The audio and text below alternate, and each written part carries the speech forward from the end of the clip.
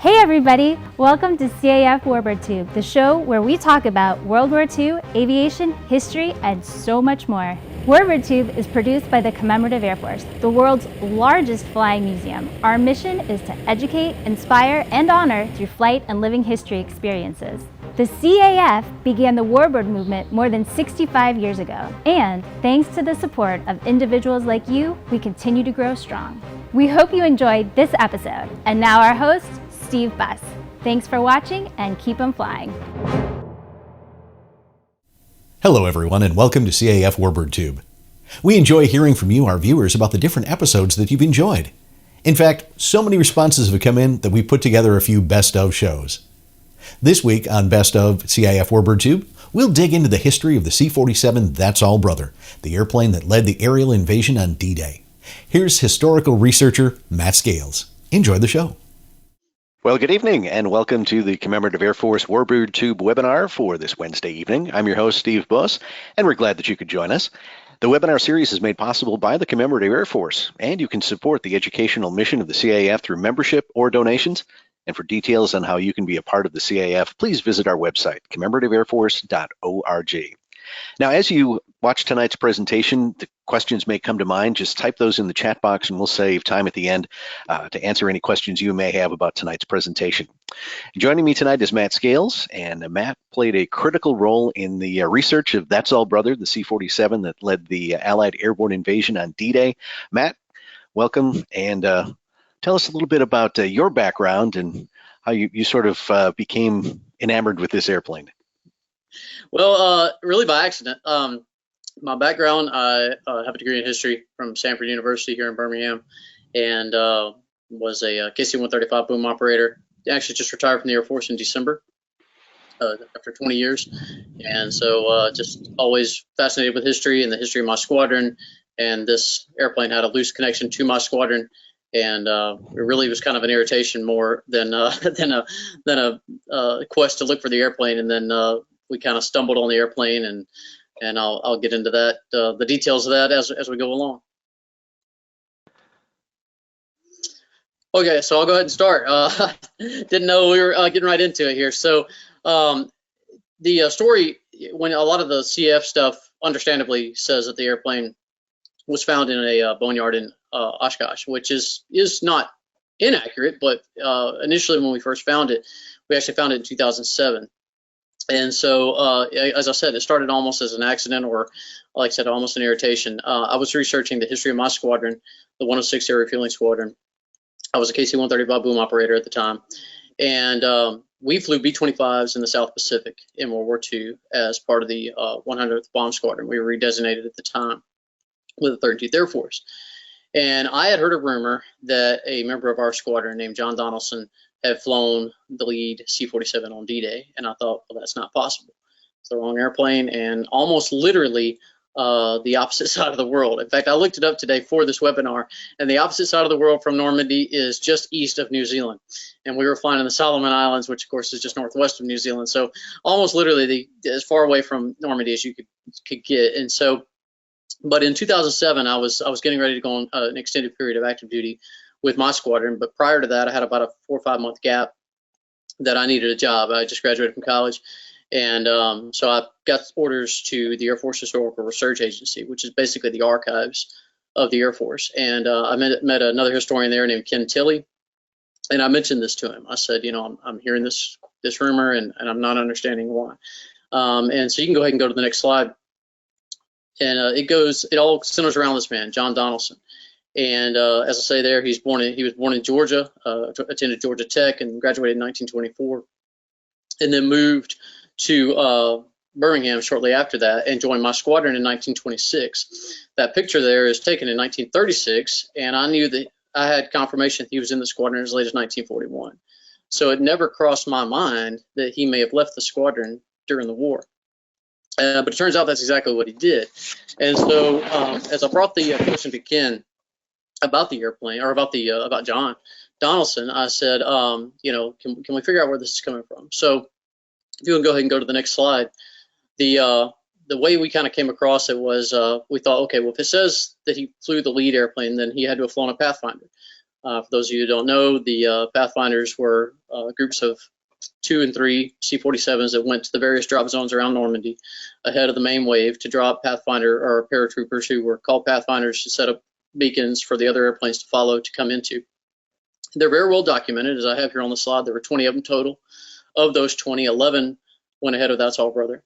And we looked at them, and none of them had John Donaldson as a pilot. So I thought, okay, you know, where do we go now? And it was actually Ken's idea to say, well, maybe they mean the main wave. Because following the Pathfinders, there were I think 20 formations of 36 to 45 aircraft each that came along and dropped the bulk of the paratroopers.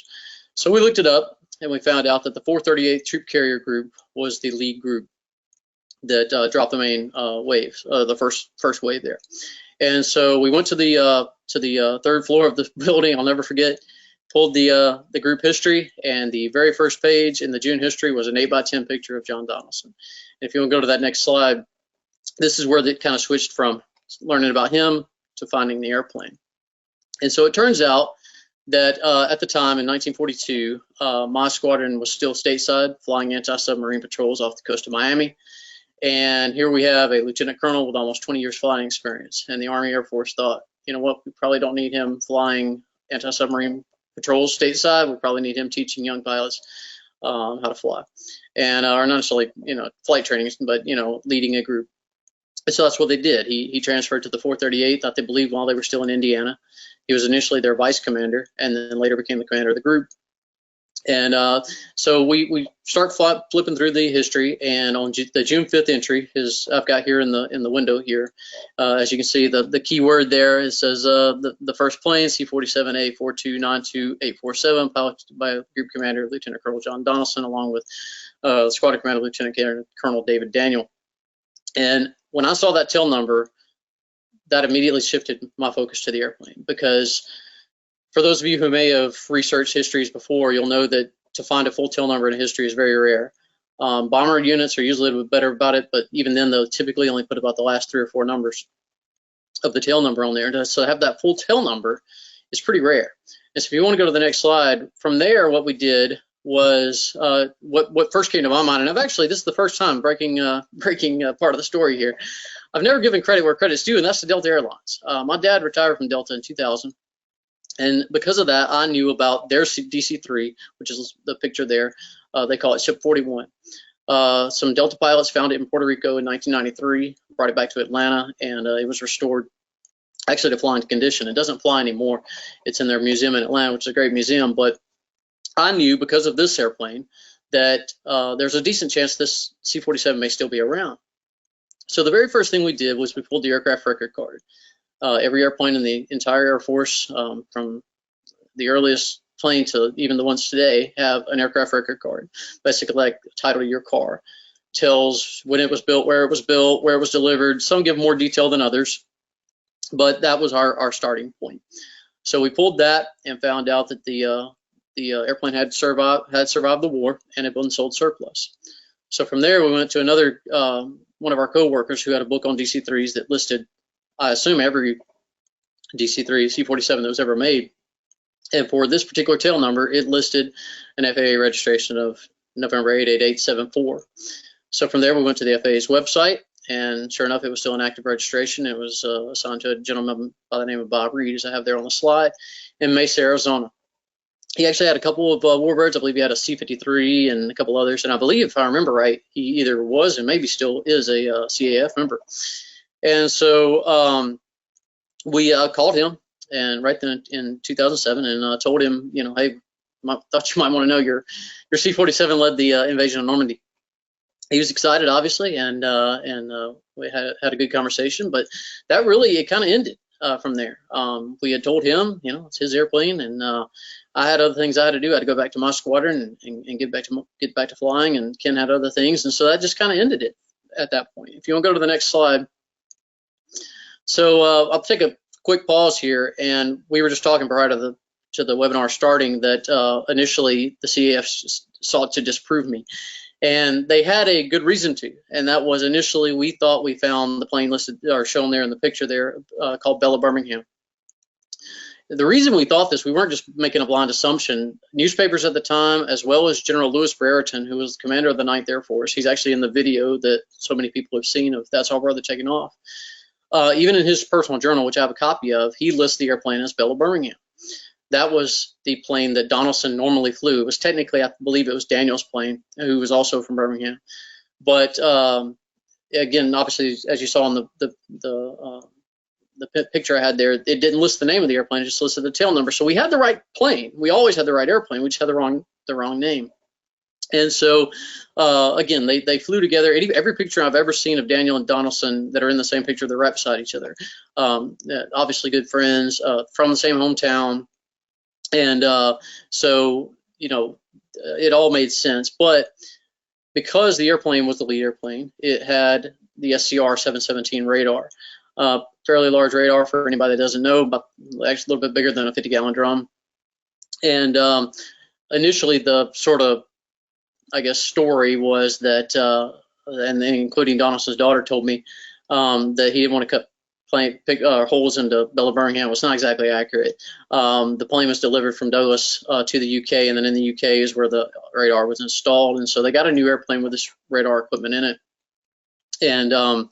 And so as a result, they weren't going to fly Bella Birmingham anyway. They were going to fly this one. And Donaldson named it That's All Brother as a message to Hitler, as I have there, just like Porky Pig at the end of Looney Tunes. You know, that's all, folks. You know, it's the end.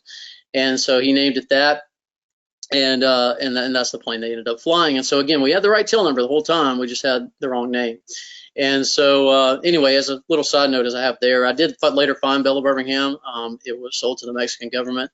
I can't remember, 50s or 60s. And the last entry I found is late 60s, early 70s in Mexico City. And I haven't seen anything since, so I can only assume that it's been scrapped. But again, for all I know, it may still be sitting on the side of some runway in Mexico City. But anyway, a side note. But yeah, that picture right there, actually, Donaldson's not in that picture. That's Daniel's typical crew, which includes everybody that flew on the flight on June 6th. But I'll get to those guys here in a little bit. So if you want to go to the next slide there.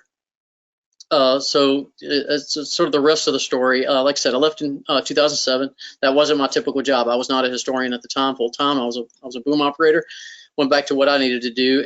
But a few years later, I can't remember why, but for some reason I thought about the airplane, because when we first found it, when we first told Mr. Reed about the airplane, he told us he was thinking about selling it. It wasn't for sale at the time, but he was thinking about selling it. So I thought, I wonder if he ever did sell that thing. And so I looked it up.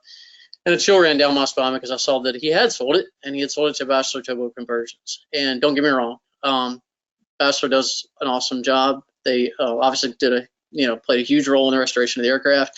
Great people, they've become friends, and that's great. But all I could think at the time was, there's so many out there. Why do you have to convert this one? You know? So I called him. Again, I assume around 2010, 2011, something like that, and told them, and they were very nice. But again, it's their airplane; they can do whatever they want to with it. And so, again, just kind of, all right, I've let you know what the airplane did, and I'll go on about my life.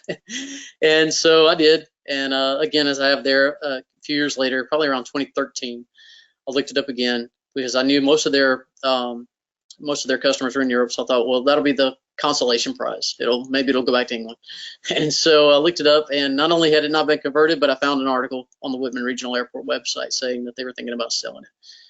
And at that time, I told, as I say there, every Warbird owner I could think of. I flew with the Sheriff's Office helicopter unit at the time, and the guy that did our maintenance also did maintenance for a guy in Mississippi that had owned a number of Warbirds. Told him, told every museum. I even told the CAF in 2013. And the response was, we don't buy airplanes. And so, okay. And so anyway, not trying to throw anybody under the bus. I don't know who I spoke with, but that was the response at the time.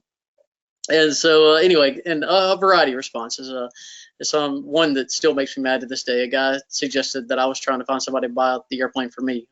So I don't know where he got that, but anyway, I didn't care who bought it. I just wanted it saved. And so, but again, I put it out there, and that's all I could do. And I never heard anything on it. Well, in June, it was either June 3rd or June 4th of 2015, I checked my LinkedIn account, which I very rarely check. I only use it for a side thing I do where I've done some research, or I had a couple things published.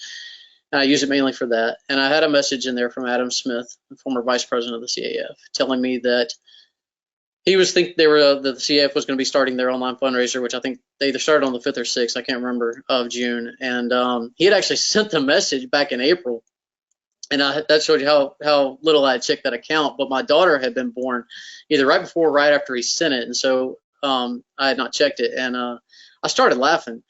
And it was about 11 o'clock at night. I'll never forget. I had just gotten off work. And my wife said, "What are you laughing about?" And I said, "This plane won't go away. It just refuses to die."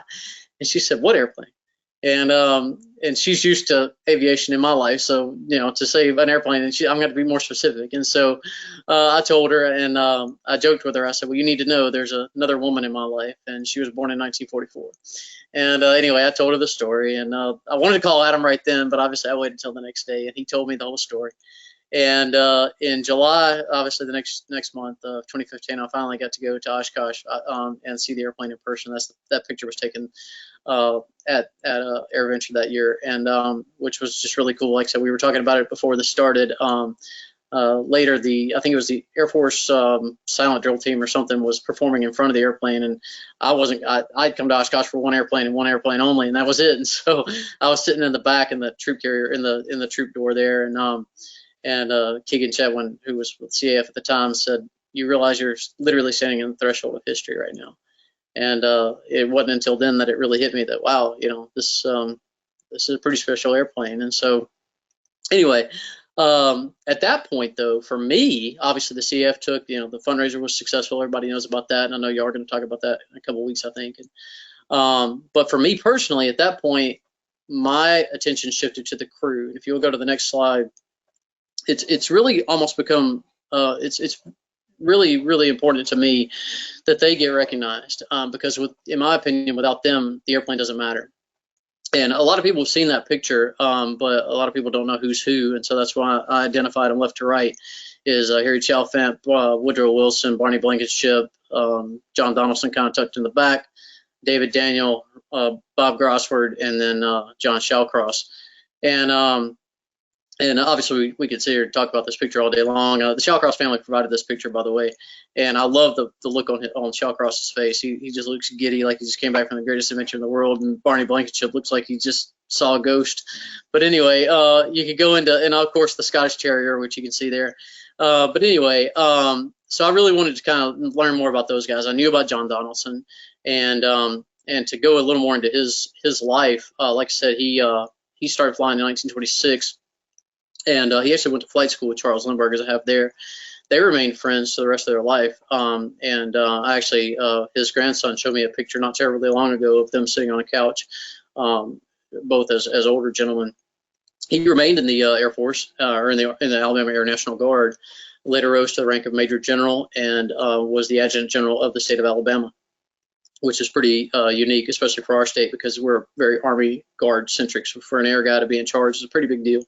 He died in the early 60s, and he's actually only buried about 2 miles from my house here.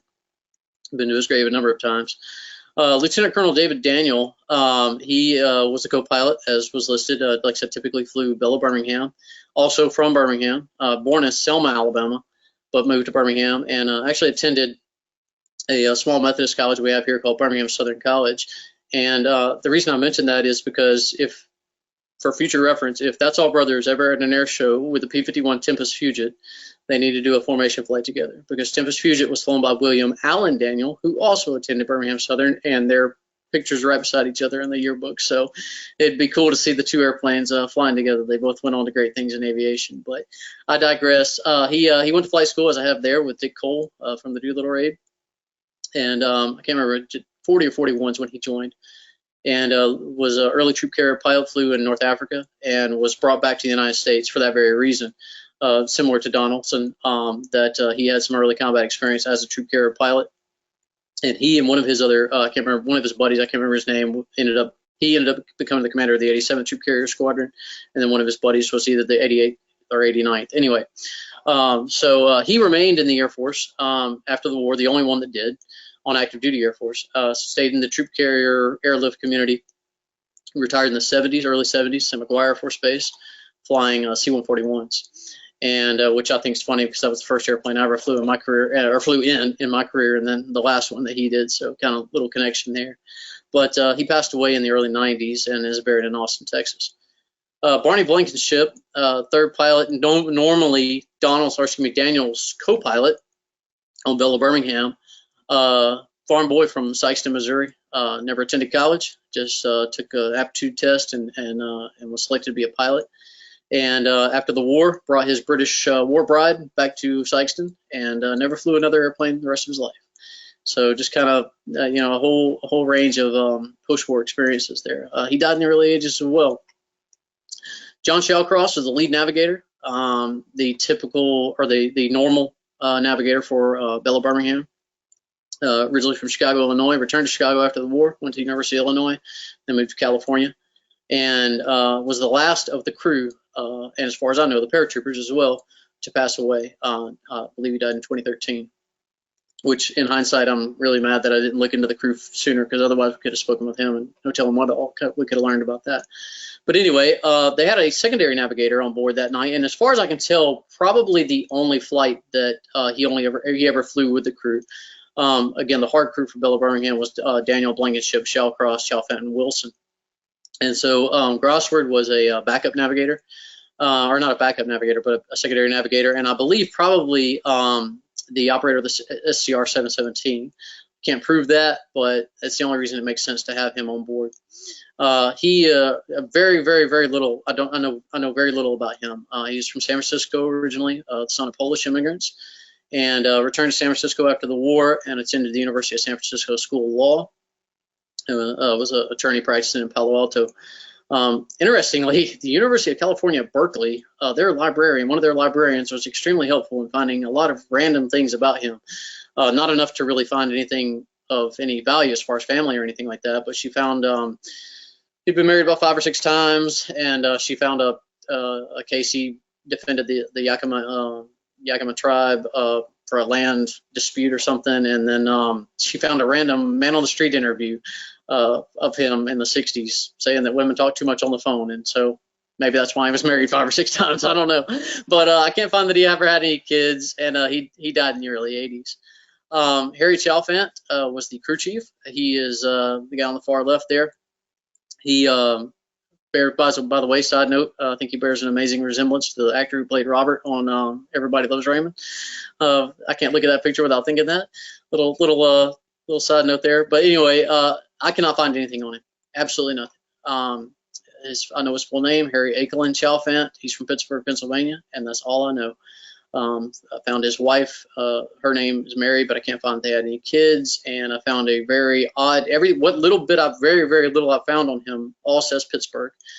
And then randomly, I find a reference to him possibly passing away in San Diego in the early 80s. No clue why he's in California, or even if it's the right guy. But fairly unique name there. You would think that would be, but again, I can find very little on him. And then finally, Woodrow Wilson. He was the easiest guy to find any information on when you do internet search, as you can imagine.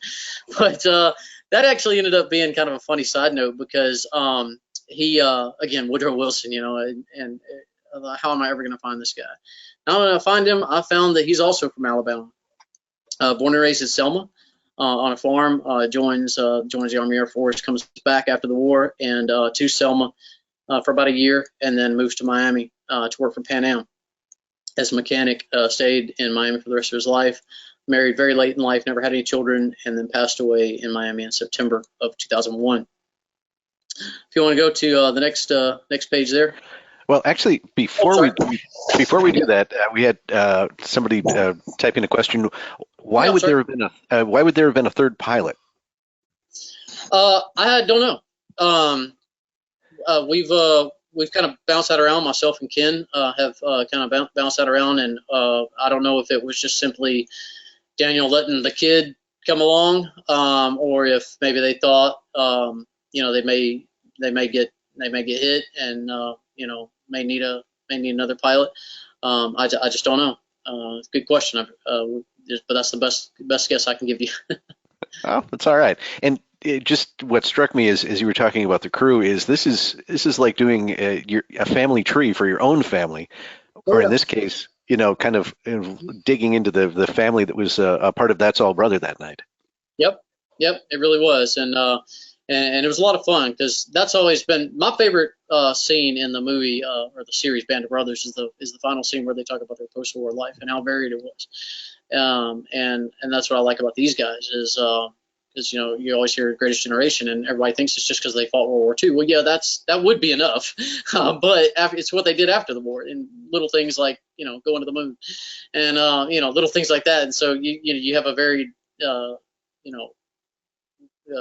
post-war life from these guys as well, and I just think that's really cool. A little snapshot of that from these guys. So yeah, and by the way, interrupt me as much as you want because otherwise I'll just keep going. So, but yeah, okay. So to move on with the paratroopers, a lot of people have asked about the paratroopers, and a little sort of side note here, and that is that it's my educated guess that, well, first of all, most C-47s that night carried about 18 paratroopers. I believe that That's All Brother probably carried less than that. I'm thinking probably around 12, maybe 14. It's based on a couple things. First of all, the airborne artillery units carried pack howitzers that obviously added weight to the aircraft, and therefore they only carried about 10 to 12.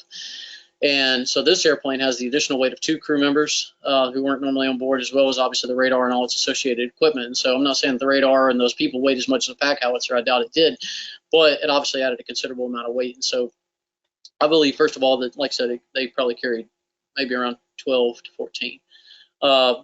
Very few of the manifests for any of the flights that night exist, which infuriates me as a historian because I've seen multiple references to the fact that 12 copies were given out, 6 to the Army and 6 to the Army Air Force. And why nobody thought between all 12 of those copies to save one is beyond me. But I think one of the regiments of the 82nd Airborne, a large number of theirs survived, but outside of that, it's just 1s and 2s here and there.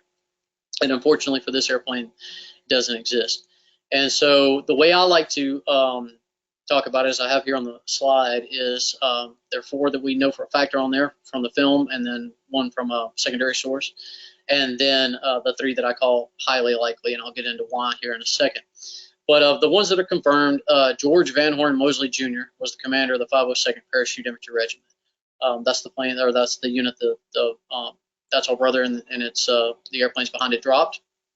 By the way, their call sign that night was Kickoff, which I think is pretty funny. 502nd's call sign was Kickoff, not That's All Brother, but the whole regiment, and which is obviously applicable since they're the beginning of the invasion. But yeah, Colonel Mosley was the commander of the 502nd, and so he's obviously on board. I have him in that bottom picture. His back's to the camera, but he's actually in the famous pictures you see of Eisenhower walking around all the troopers. He's right behind him.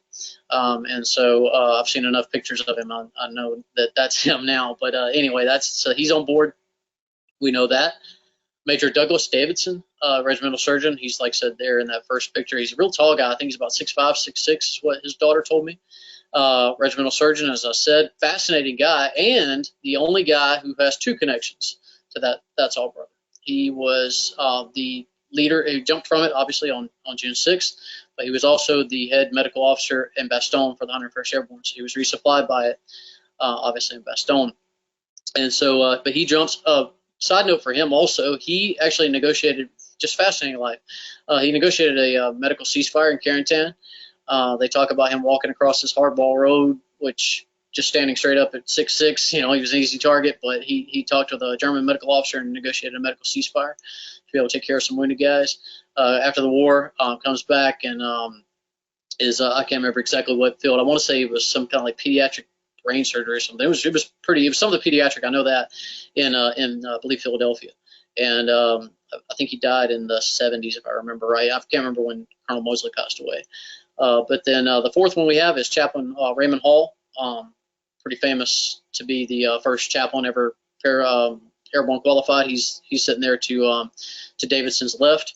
General Brereton, by the way, there is to their far left. But Raymond Hall, another, again, fascinating character, went to Brown University. My understanding is he still holds 1 or 2 swim records for Brown, and which is pretty neat. Had a couple nicknames, Jumping Jesus, the Parachuting Parson, all that. I believe he actually came in on a glider at Market Garden and got hurt, if I remember right. But anyway, real fascinating guy. Stayed in the ministry after the war for an organization out of New York that ministers to commercial merchant mariners. Kind of a unusual thing there. And then the final one is Lieutenant Colonel Ben Weisberg. He's not in the film, but we have multiple secondary sources from the time that say he jumped right behind Mosley. Some people may question this because the 377th, which was his unit, 377th Parachute Field Artillery Battalion, jumped considerably further back. But Colonel Mosley wanted him with him because he was his artillery commander. An interesting side note here for that is, and I've joked with Colonel Weisberg's daughter about this. Well, this part's not funny. Unfortunately, the 377th took extremely heavy casualties. They were misdropped. I think, if I remember right, pretty far west, and they didn't have any of their howitzers. Ended up having to fight as infantry, and took some pretty heavy casualties. And as a result, Ben Weisberg hated troop carrier pilots and troop carrier units, apparently to the point of even going and trying to go to their bases when he got back to England, and like even trying to fight some of the guys. And so I joke, the funny part of that story is now that he's been brought back because of a C-47. And I joked with his daughter that he'd probably turn over in his grave if he knew that he was now associated permanently with a C-47. But yeah, so those are the 4 confirmed. The 3 that I consider highly likely, as I have listed there, is First Sergeant David M. Taylor. He was the senior enlisted guy for the 502nd at the time. And as anybody in the military would know, the senior enlisted guy is going to be with the commander. Taking that a step further, I spoke with his nephew, he's from North Carolina originally. Spoke with his nephew and didn't mention a thing about the airplane. Just told him I was researching the 502nd, just curious about it. Talked for a long time about it. I think his nephew was around 10 or 12 when the war ended. And so anyway, we were talking, and I said, did he ever happen to talk about D-Day? He said, yeah, as a matter of fact, I remember him telling me if I hadn't been on that very first airplane, I wouldn't be alive today. And so, again, it makes sense. He had no reason to say that. I wasn't, trying to connect him to the airplane or anything like that. Plus his position in the unit, again, makes that very likely. But after the whole debacle with getting the wrong name for Bella Birmingham versus That's All Brother, I'm not going to say, yes, it was, because for all I know, somebody will pop up and say, no, he dropped, 15 planes back. But it seems very, very likely. Similarly, Corporal Victor Nelson from Michigan gave an interview in 1994.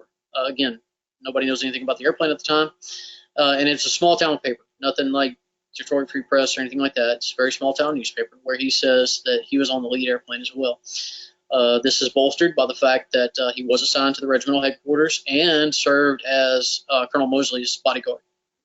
So again, all that adds up to say, yeah, he probably is very, very likely to have been on board the airplane. In that article, he mentions turning to a buddy of his and saying, look, Johnson, there's the coast of France. Luckily, for my research, there were only 2 people with the last name Johnson in the regimental headquarters. Private Donald Johnson and a 2nd Lieutenant Johnson, who was the mess officer. And as I joke when I talk about him, I know Army marches on its stomach, but I'm pretty sure it's not critical that the mess officer be on the very first airplane.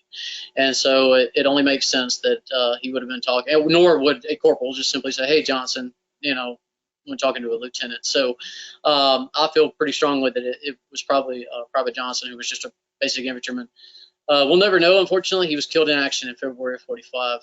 And also from doing some other research on him, it appears he was the only son of a single mom in Milwaukee. And so he's actually buried in Luxembourg.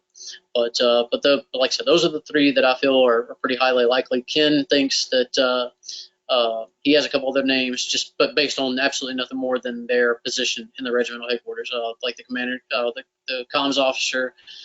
Colonel Mosley's going to want his comms guy with him. Maybe probably a couple of radio operators and all that. But so roughly, maybe 5 to 7 more guys that we could probably try to find if we really dug hard enough. But at least for right now, that's as far as I've been able to get. But yeah, so that's the paratroopers. And then unless there's a question you want to ask about those, then I'll go to the next one. So. Well, it is interesting how digging through these records, and we've talked in other webinars about the aircraft records and how the numbers of airplanes vary widely depending on what source you go to, and just with the I guess the fog of war, it's not so important to keep accurate records as much as it is to get the mission done. But it must be fascinating to be able to put all these pieces together. And as you've done here with the crew and the paratroopers, was there ever a moment where you just want to throw your hands up and say, this is impossible? Yeah, with Grossford and Chalfant. I mean, because here I'm literally, good friends with these other crew members and paratroopers' families, and yet I can't find, especially and when they have such unique names. I mean, it's like, this should not be this hard. I thought I'd never find David Taylor. My gosh, how am I going to find David Taylor? Or David Daniel. I found his son, who is David Daniel Jr. I'll get to him in a second. But yet, through some weird little thing, I find these guys who have a super common name, but yet I can't find Robert Grossford. I mean, that's ridiculous. And although I did find out that Grossford apparently is a fairly large family in San Francisco, I ended up finding a San Francisco police officer, a lady who owns a winery. I emailed every one of them to try to find a connection, but none of them responded. But yeah, that's probably been my biggest frustration in the whole process, is because I have been so fortunate to connect in so many of these dots, and then when I can't, it's just infuriating. But that's just the way it goes, I guess. So anyway. All right, let's move on to our next slide. Speaking of the families, this has been by far the most fun. And I've really, to me, it's fun to. I've been interviewed by a number of aviation magazines that I've read for years that I couldn't believe they were contacting me and all this, and that's been neat and that's been fun or whatever. But to me, nothing is as important as these families, and I mean that as sincerely as I can. And so I've listed here the ones that I've been able to connect with, and starting with John Donaldson, met tons of his grandkids. His grandson lives about 10 miles from me. We talked about 2 weeks ago, and we just been able to. We actually ended up, because he's from the same area. Turns out we had a number of mutual friends that, in fact, one of my bosses was his best man, or his grandson's best man at his wedding. So anyway, so that was a fairly easy one. David Daniel, that was a pretty funny story with him. I was trying to find family the same way, and again, David Daniel. My gosh, how in the world am I ever going to find this? And anyway, so I was with him because he had stayed in the Air Force, and because he had been a commander through the years. I just pulled the histories of all the units he had ever been a part of, because he always had a biography in there. And so it said in there that his son was David Daniel Jr. He had two sons, but one of them was David Daniel Jr. But again, how am I going to find that? And so just keeps flipping through, can't find anything. But in all my searches online, this one name kept coming back, Dr. David Daniel Jr. with the University of Texas. At the time, University of Texas, Dallas. Now he's at the actual UT in Austin. And I thought, well, if this name's going to keep popping up, I don't know what I'm going to do. But then I realized in the biography that David Daniel Sr. in the 50s had been stationed at Bergstrom Air Force Base in Austin. And I thought, and he retired to Austin. And I thought, and he's buried in Austin. I thought, well, what the heck? So I emailed him, told him who I was and what I was doing. And he answered about 5 minutes later, said, you found my father's son. I'm David Daniel Jr. Unfortunately, that's as far as it went with him. I don't know why. It's especially frustrating to me as an airplane nut, because he lives about 30 minutes from where the airplane is. But he's just not interested. And a nice guy. We've had cordial conversations, and nothing negative to say about him. He just I tried to ask him about his dad. He just I don't know, or whatever. And at the time I found him in 2016 probably, Colonel Daniel's wife was still alive in Austin. And I thought, I don't know how good a shape she may have been in, but I would think she might be able to answer some questions, not the least of which is, what was the Scottish Terrier's name? And Daniel's dog that was in the picture. And so, but yeah, that just unfortunately was a strikeout there. But again, nice guy, and right down the road from San Marcos if somebody wants to try again. But I was unsuccessful. Barney Blankenship has two daughters. I've been able to correspond with them. I am literally on their Christmas card list. We have stayed in touch. Just a lot of fun. They were actually in Normandy for the 75th anniversary. Didn't get to see the airplane, unfortunately, but they were in the area. And that's been a lot of fun. His wife actually was still alive when the fundraiser started, so she did get to see the airplane at least saved. She didn't get. She passed away, I believe, before it was actually finished, but she did get to see. In fact, when she did pass, I think the fundraiser was still going on, and they asked in lieu of flowers for money to be donated to saving the airplane and restoring the airplane. So that was kind of a neat little side note. Similarly, John Shallcross's family, which I think Leah told me they're watching. So to Scott, if you're out there, good to see you. Stay in touch with them too on social media and everything, and that's a lot of fun. They actually got to fly. Barney Blankenship's family came to Oshkosh in 2018. They didn't get to fly on the airplane with us the next day. But Scott, that's him in the Hawaiian shirt there in the front with his sister. They got to fly with us and got to sit in their dad's seat as the navigator. And he's actually in the documentary that they did talking about the random weird email he got from a guy named Matt Scales. But luckily he didn't ignore it, and I'm glad he didn't, because he's a friend, and it's been a lot of fun on there. I got a Christmas card from them as well. So that's fun. Robert Grossford, like I said, no idea anything about his family, unfortunately. Same with Harry Chalfant. Woodrow Wilson, I did connect with his nephew. He didn't have any children. He married very late in life, his nephew told me, in Miami. And his wife unfortunately passed away very shortly after their wedding. He did know that much, but again, he didn't. He had moved to Miami, never returned to Selma, and so he didn't know much about him, unfortunately. Douglas Davidson's daughter, another great friend, Wendy Osborne, Dr. Wendy Osborne, psychiatrist in Boston. I believe some of her family is also military, and she actually, Douglas Davidson actually took them to Europe, I think, in the 60s or 70s. So she had actually been to a number of the places like Bastogne and a couple others. And so she knew a lot about, she didn't know about the plane, but she knew about his other service as a paratrooper. And he actually is he's actually featured, not directly, but indirectly, about on a Netflix series, or not a series, but a documentary about some nurse, Belgian Congolese nurse, who was in Bastogne and helped treat American soldiers, and he's mentioned in that as well. Like I said, he ran the hospital in Bastogne. And anyways, she told me little things like that I never knew, which was really cool. And she's a good friend. Like I said, Ben Weisberg, I joke with his daughter, Courtney Johnson. She lives in Seattle. She knows a whole lot about her dad.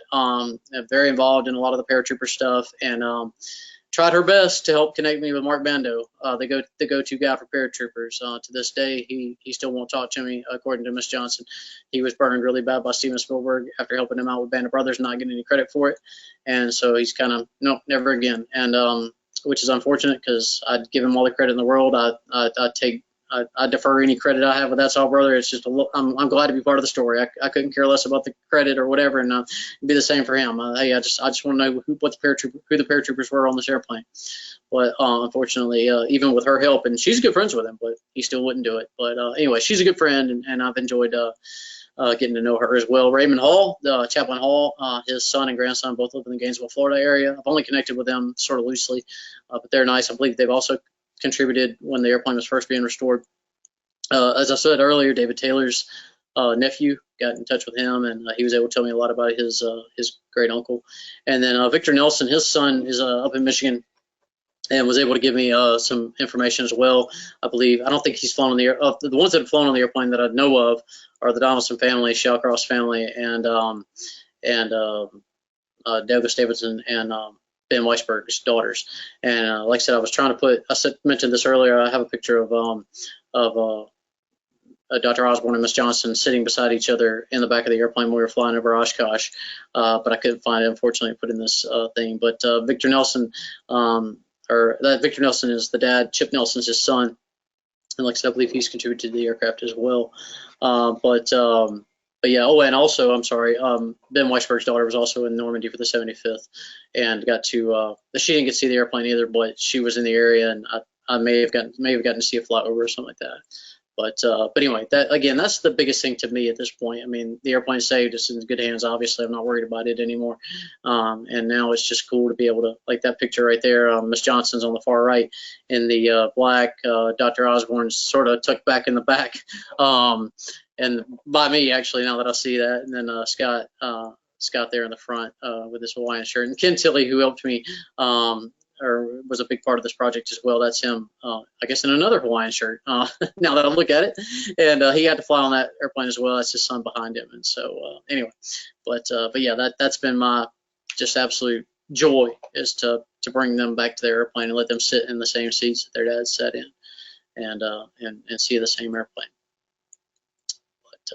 But yeah, so any questions on that, or you want me to go to the final? Well, the final I was slide? just We're doing on thinking. time. Oh, we're doing fine on time. I was just looking at that picture and realizing and it's just an encapsulation of what the CAF is all about. You see our flight crews there in their flight suits with huge smiles because they know the significance of the people they've just flown on this airplane, and the significance of the airplane and the responsibility that they have to keep it flying, but also to be able to share it with the families and with the general public, all around the country, and in fact, overseas as well. So it really, that's a fantastic picture. Yeah, well, that's actually, I really wish I could have found the picture of Dr. Osborne and Miss Johnson, because now, bless her heart, Dr. Johnson, she cried from the time she saw the airplane till the time we got off, and but it was just a great shot, because again, it was, I've joked with them that obviously their dads and granddads were far more occupied with far more important things at the time, but it's almost like, hey, as they're loading up for D-Day, it's like, 75 years from now, your sons and grandsons and granddaughters and everything will be coming together because of this airplane that you're standing in front of, and who would have thought, and so it's just really, really cool, and that's the part that, yeah, like you said, is being able to carry on their legacy, and like I said, in their part, the thing I always like to say to them is, most people go to an air show and say that's the kind of airplane your grandfather flew, and they're in a very, very, very small fraternity that says that's the airplane, and so yeah, a very cool thing. And interesting, as you talked about the crew earlier, and how all their lives sort of diverged after the war, but for that one moment in time, they were all part of something together, right?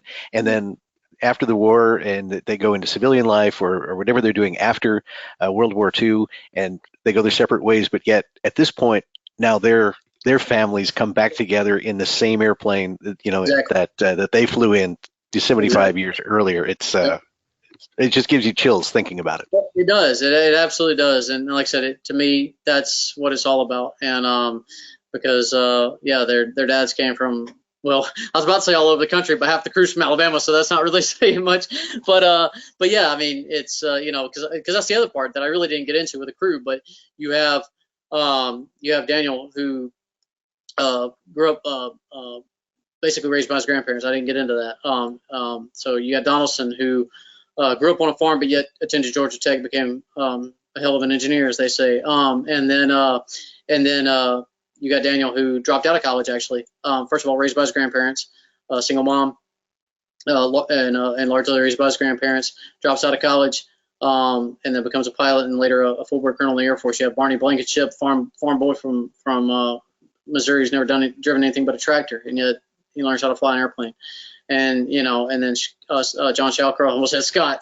John Shallcross worked in a music store before the war, and then he drops that to go to the war. And you look at it that way. And Bob Grossford, I do know, worked on some kind of merchant vessel in San Francisco. And Woodrow Wilson was just a high school kid that just left high school and went to the war. Harry Chalfant, actually I do know Harry Chalfant worked for an electric company, was prior to the war. I do know that much. He a lineman, actually, working a utility guy, working on electric poles. And again, they all drop all that and go to the war. And just so typical of any World War II story. You could flick any of these airplanes up, all the one in the very back, and you'd find no doubt a similar story. And not to mention obviously what they did after the war, but even before the war, and it's and yeah, they all come together on that one night to do that one thing and save the world. And I have to mention this has nothing to do with That's All Brother, but it is World War II, any of these guys will probably say the same thing. And that is a good friend of mine, sort of my adopted grandfather, was a Marine in World War II, and we used to talk all the time about it. And one time I said, you realize you guys saved the world, right? And without even skipping a beat and not trying to be braggadocious or anything, he said, the world needs to save it. And in his mind, it was no different than if I was to walk upstairs and see that my trash is full and take it out. If somebody made a really big deal of that and kept asking me questions about it and went on and on, like, it was full, it needed to be taken out, took it out, I went to the next thing, no big deal. And that's the way he saw it. It was, okay, I was doing this, and then the world needed to save us. So I went and saved the world, and then I went and worked in banking or whatever. And it's just like, and that was just the attitude of most of those guys. And so anyway, I could go on all day about that, but I won't. But you want me to go to the next slide? I think it's the last one. Yep, go ahead. Okay. Yeah, so for me, it's pretty cool the way the story kind of wrapped up, and that was for me in France. I didn't think I was going to get to go. Wasn't any kind of, I mean, I was a member of the CAF, but nothing with a wing or anything like that. So wasn't going to go with them, and just couldn't justify paying for it. But then randomly, about probably early May, I found out that my Air Force Reserve unit, C-130 unit, was one of only 4 C-130 units selected to go to Normandy for the 75th anniversary. So instead of paying to go, I got paid to go, and it really worked out. And the cool thing for me was it was just like the blanket ship and family and Courtney Johnson wasn't going to be able to make it over to where That's All Brother was, and we were too busy flying ourselves. And anyway, on June 8th, we flew from the base where we were keeping our airplane, which is Evreux. It's a French Air Force base about an hour north of Paris. We had to keep our plane there, but we had to fly over to Cherbourg on June 8th to prepare for the mass brief for the parachute drop that we were going to be doing on the 9th. And on the way there, we were riding in the back of a C-130 from Colorado Springs, and a buddy of mine, Brian Powell, who's in front of me in that picture to the bottom, he excitedly like hit me, and I was asleep. He wakes me up, and he's like, "Hey!" and he points out the window, and That's All Brothers off our left wing, and he took that picture there at the top of That's All Brother flying over Pointe du Hoc, and which is just awesome picture. Even though it's not, you can't really see the airplane that great. On the bigger version, you can see that it is That's All Brother. And anyway, a little while later, we flew into Cherbourg and we're in our brief. And for anybody that went to the Cherbourg airport that might be on this, you know that the second floor is basically all windows looking out over the airport. And so we're sitting in this brief. I mean, whatever, we had 17 C-130s, so, whatever.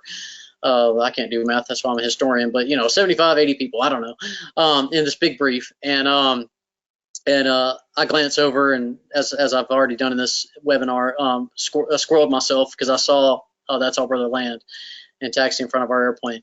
And Brian, the same thing. He grabs me, he's like pointing out, and luckily the briefing was just about over, and so we walked out when it ended, and he's like, "Hey, can we go see it?" I'm like, "Darn right we can." And so we walked up there and saw Doug Rosendahl and spoke to him for a second. They were actually getting ready to do the famous set of pictures that they did where they flew over the cemeteries and everything. That was actually right before they took off. And so we grabbed that quick shot. And so for me, that's actually the last time I saw the airplane. I had opposite, didn't see it last year, and so 2019. And so that was sort of full circle for me because honestly, I'm not just saying this because of the CAF, but if somebody had come to me in 2007 when we found the airplane and said, if you could have a magic wand, what would you want to happen to this airplane? I would want to be restored as close to original as possible, and I want it to fly.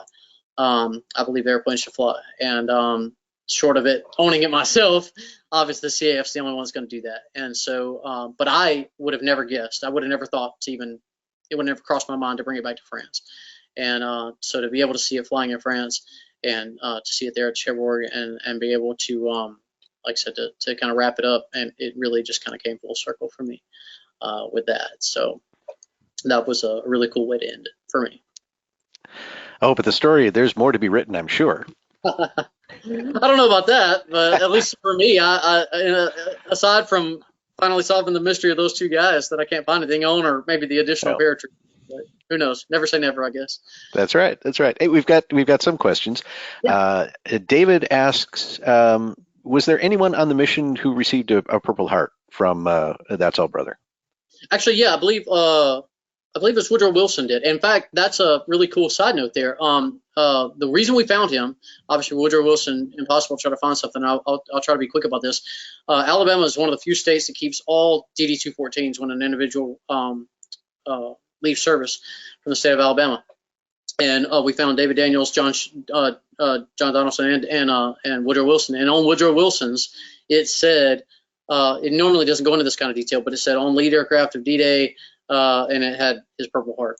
And so, yeah, that's how we knew that it was him and that he was obviously from Alabama. So, yeah, Woodrow Wilson was hit. I don't know exactly how, but he was injured somehow. All right. And of course, that brings up the next question. Is Woodrow Wilson any relation to Woodrow Wilson, the president? Not that I know of. In fact, that was another hard part of it in trying to find him, was because of Woodrow Wilson. You think about when he was president, there are a lot of World War II aged veterans that were named Woodrow Wilson. And so it was, I can't remember how many, but when I tried to find it, even like Fold 3 and stuff like that, there was just a ton of Woodrow Wilsons. And then I saw when he served as president, I'm like, oh, okay, no wonder. So anyway, but yeah, not that I know of. All right. And you were right. Scott Shellcross is watching tonight. He loved the picture of the Belle of Birmingham, and he wonders if you can send it to him. Oh, I thought he sent it to me, but I'll send it to you when I get off.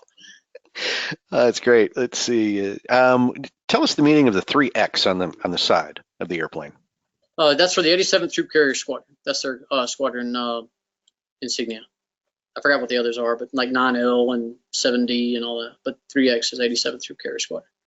Yeah, you'll notice if you see any of the D-Day, any pictures or films, whatever, and even some of the aircraft that were restored for the 75th, you'll see those big numbers and letters on the sides, and that was just basically a identification for, if you can imagine, for 800 airplanes, trying to keep them all straight. Yeah. Let's see. Question is, that's all, brother, going to come back to Connecticut. Well, the airplane does tour, and in fact, it is in, let me see, right now it's in Terre Haute, Indiana. Tomorrow is its last day in Terre Haute, and then it's moving on to Ohio, where it will be in Hamilton, Urbana, at the Wright-Patterson Air Force Base, and finally in Xenia, Ohio, and then back to its home base with the Central Texas Wing in San Marcos in May. But just search the Central Texas Wing homepage, and you can find the schedule for That's All, Brother. And I'm sure, depending on how they lay out the tour, sometimes they go east, sometimes they go west. So if not this year, possibly next year, to be able to ride in the airplane. And I'm just looking through the questions here. There was one. There was one asking about history here, and I missed that.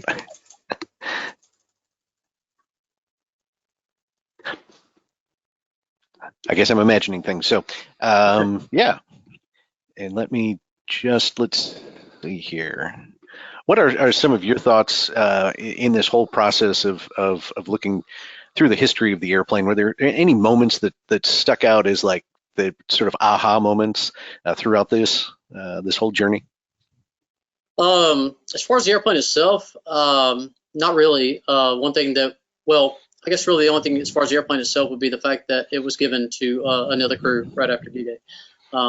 Daniel and Donaldson went right back to their, or really Daniel, I keep saying Donaldson, really it was Daniel's airplane, Belle of Birmingham. And so that was the funny thing. In fact, Scott Shellcross mentions that in the documentary when I contacted him. He said, no, my dad flew in Belle of Birmingham. Yep, he absolutely did.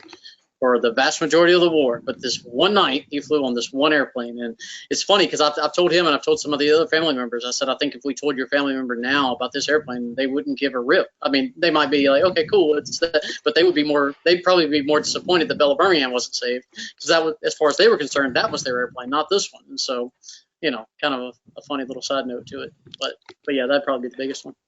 All right.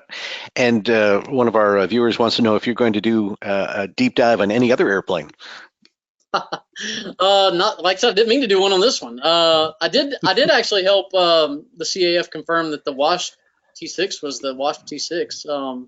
Prior to that, I don't think we knew that it was actually washed. We knew it was a trainer, and we knew it had served in World War II, but I don't think I was technically the one that confirmed that it was a washed airplane. But yeah, I didn't mean to with this one, and it was an accident. So if I get lucky enough to stumble into something, I guess I'll let the CAF know first this time. And I got more connections now.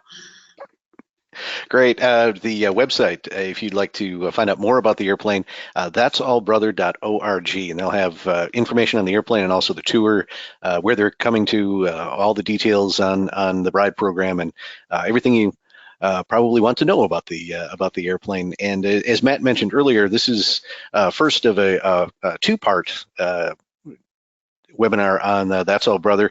In a few weeks, we're going to take a look at sort of where Matt's story ends, where the CAF kind of takes over the airplane after the fundraiser is over, and the intense work that went to restore the airplane to as near original condition as it possibly can be, and the fantastic work done by the folks at Basler Turbo Conversions in Oshkosh, and also what it's like to operate the airplane, a 1940s airplane in today's environment. So we'll be talking with some of the folks with the Central Texas Wing. So watch our website and Facebook page to find out more about when you will see that. And like I said, just be in a couple of weeks. So Matt, just in the last couple of minutes or so, we have any final thoughts before we sign off tonight? I'll probably get in trouble for this, but it'll be worth it. I'm not in the Air Force anymore, so I can say this. Funny side note, most people don't know about this airplane. And when we first found it, because we were in the Air Force History Program, we had to notify the Air Force Museum in Dayton. And I'm not a huge fan of that museum for some other reasons, not the museum itself, but long story. But anyway, we called the director of the museum at the time. He's not the director anymore, so I can say this. And Ken called him. It was on speakerphone. I wouldn't have believed it if I hadn't heard it otherwise. We told him what we found. We told him that Bob Reed was thinking about selling it and may consider donating it to the Air Force Museum. His answer was, we already have a C-47, and hung up. So, which is fine by me, because it would have never seen the light of day. It would have never flown. It might still be painted that way, but that's about it. And so a little fun side note, you said it was going to Dayton is what made me think about it. So it would have certainly never flown over Dayton had it gone to the Air Force Museum. So I'm glad the CAF has it, and I'm glad it's flying, because airplanes are supposed to fly. All right, Matt, thank you again for joining us and sharing some of the stories of That's All Brother, and especially the crews and the families. And we certainly appreciate all that the families have done to help further your research and everything that we now know today about the airplane. And hopefully there will be some more tidbits that'll be discovered in the days to come. Hope so. All right. Well, thanks again for joining us for our CAF Warbird Tube webinar. If you have any suggestions for any future topics, or you know of someone like Matt who would be of interest, just drop Leah Block a note at media@cafhq.org. We'll be back next Wednesday night at 7 o'clock. Until then, thanks again to Matt Scales. And for the Commemorative Air Force, I'm Steve Buss. Have a good night. Thank you for watching this special Best Of episode of CAF Warbird Tube. Make sure you catch Warbird Tube on Wednesday evenings, 8 o'clock Eastern, 5 o'clock Pacific. And you can watch past episodes at any time on YouTube. Just go to youtube.com/CAF Media TV.